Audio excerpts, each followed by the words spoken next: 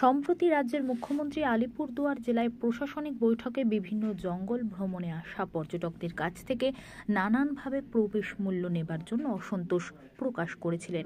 এরপরেই রাজ্যে বন দপ্তরের বিজ্ঞপ্তি প্রকাশের মাধ্যমে বন বিভাগ মুখ্যমন্ত্রীর নির্দেশে জঙ্গলে প্রবেশের ক্ষেত্রে প্রবেশ মূল্য মকুব করেছে বন দপ্তর। আর এতেই সমস্যায় পড়েছে বনবস্তির বাসিন্দারা। মুখ্যমন্ত্রীর সিদ্ধান্তকে পুনর্বিবেচনা এবং যাতে কেউ কর্মহারা না হয়ে পড়ে এই দাবিকে সামনে রেখে রেঞ্জারের দ্বারস্থ বনবস্তির স্বনির্ভর গোষ্ঠীর মহিলারা।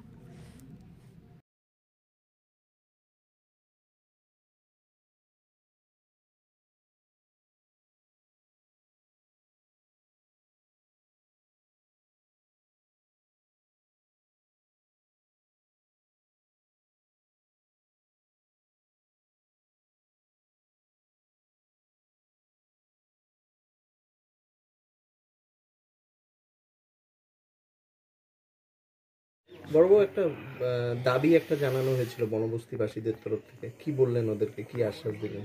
হ্যাঁ, ওনাদের বক্তব্য যা আছে লিখিতভাবে জানাতে বললাম, আমি আমার উন্নয়ন কর্তৃপক্ষকে ব্যাপারটা জানিয়ে দেবো।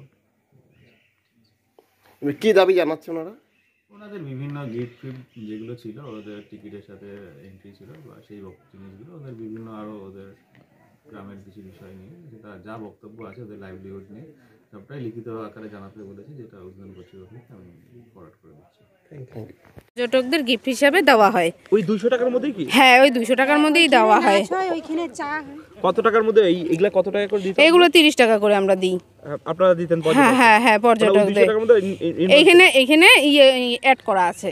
এই যে এটা বন্ধ হওয়াতে আপনাদের সমস্যা হলো না? না, আমাদের তো খুবই সমস্যা হয়েছে, কারণ এই সমস্যা আমাদের কোনো এখানে আমাদের উল্লেখই নাই। এখানে শুধু গাইড আছে, তার মধ্যে হলো মোষের গাড়ি আছে। আমাদের যে এখানে যুক্ত ছিল, আমাদের এখানে কোনো যুক্তই এখন দেখাচ্ছে না। আর আমরা এখানে আমাদের মনে করেন আমাদের যত সেলফ হেল্প গ্রুপের মহিলা এখানে দেখছেন, এখানে মনে করেন তো 200-300 ঘর আছে। 200-300 ঘর? হ্যাঁ, আমাদের এই গোটা গরুমারা এরিয়ায়। একজন কত টাকা করে আমাদের 300 টাকার মতন করে আয় হতো দিনে। এই দিয়ে সংসার চলতো? মানে আমাদের এই নিয়ে সংসার, এইটার উপরেই আমাদের নির্ভর ছিল। আমরা যেহেতু গ্রামের মানুষ, আমরা কি বলে জঙ্গল লাগোয়া লোক, আমরা এখন জঙ্গলেও যাই না। জঙ্গলটাকে যাতে সেফ রাখা যায় তার জন্য আমাদেরকে একটা কাজ দেওয়া হয়েছে, সেই কাজটা আমরা করে এখন আমরা এটার উপরে নির্ভর হয়ে গেছি, পর্যটকের উপরে আমরা নির্ভর হয়েছি। এখন কি হচ্ছে, পর্যটকদেরকে ফ্রি করে দেওয়া হয়ে গেছে। এখন আমরা খুব সমস্যার মুখে আমরা, কারণ একটা এই পয়সা দিয়ে আমাদের বাচ্চার টিউশনই হইতো, স্কুলে যায় সেটার পয়সা হইতো, আমাদের নিজের কিছু পার্সোনাল খরচা আছে সেটাও আমাদের হতো, কিন্তু এগুলো সব এখন বন্ধ হয়ে গেছে।